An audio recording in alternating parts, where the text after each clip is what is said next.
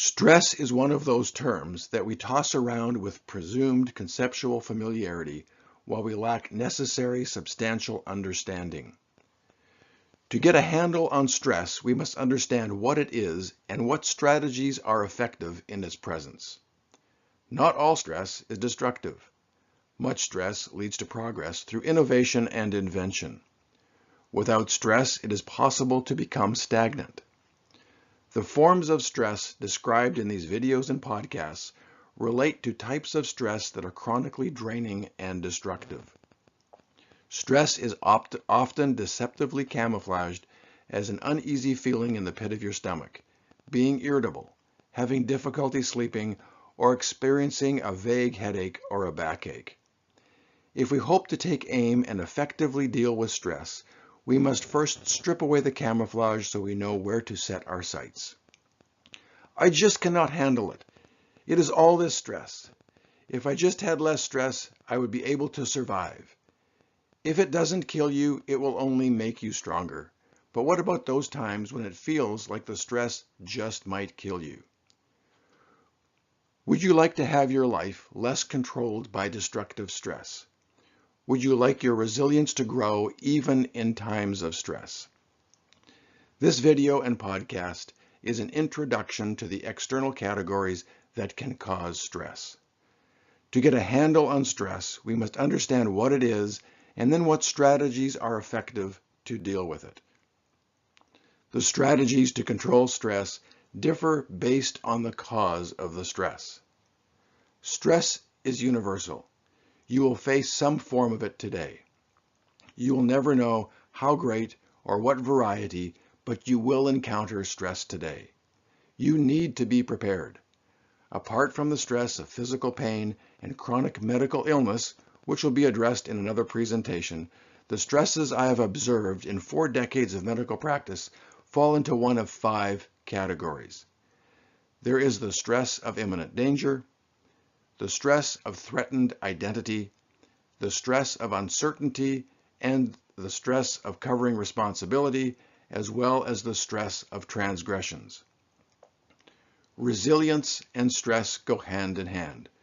Resilience is needed most during times of stress, and if stress is handled properly, it will strengthen resilience.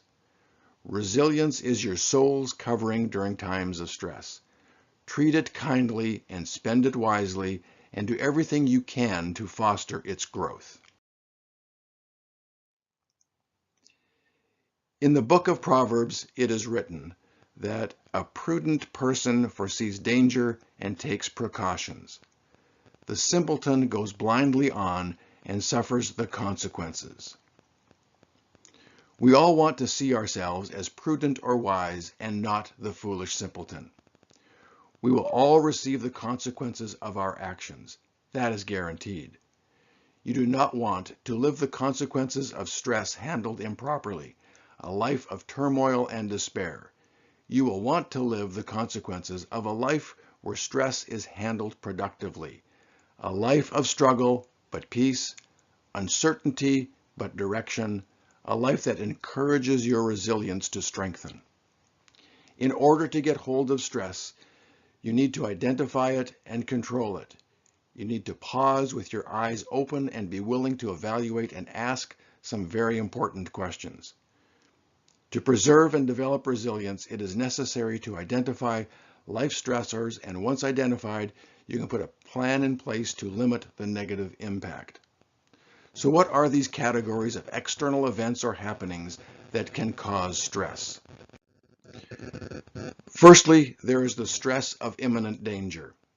This is the stress felt when you, someone you love, or someone you are responsible for is facing an imminent threat to their life or well-being.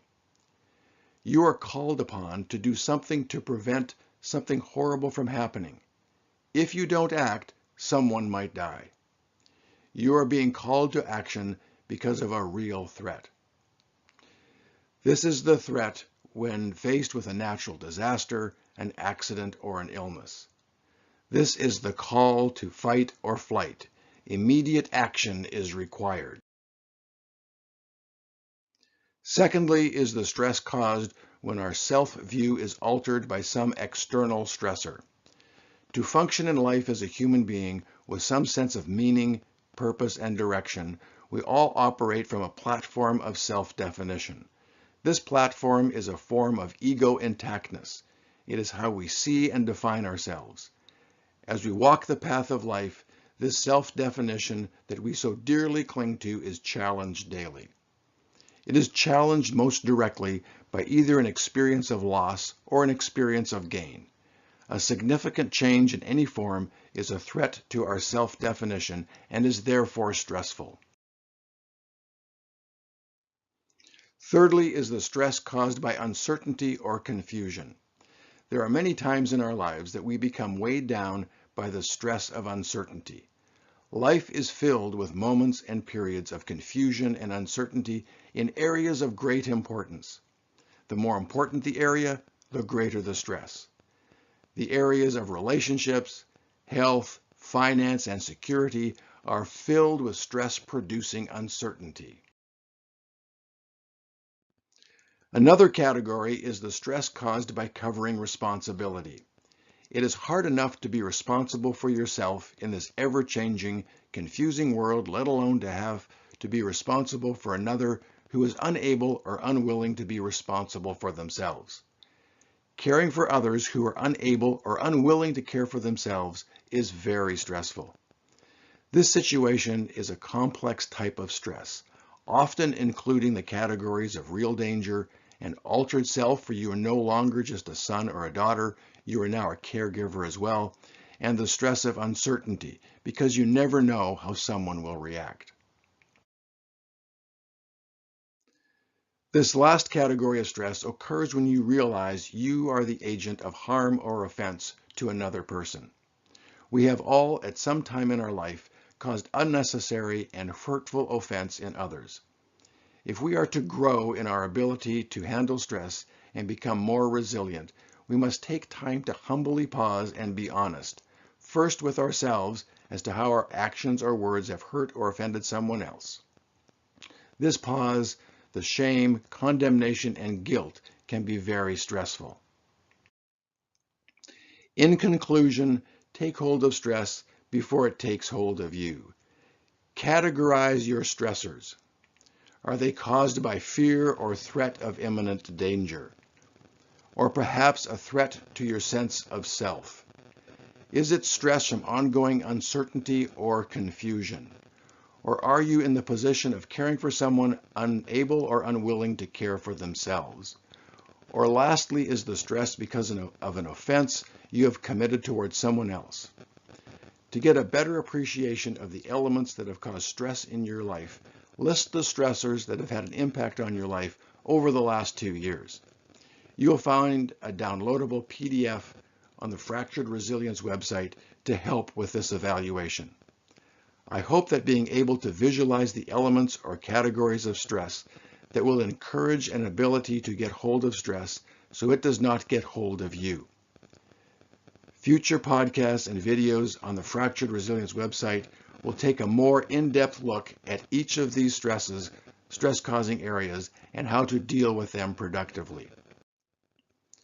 For additional references and help, please contact the Fractured Resilience website. And for updates on new videos, subscribe to the Fractured Resilience YouTube channel.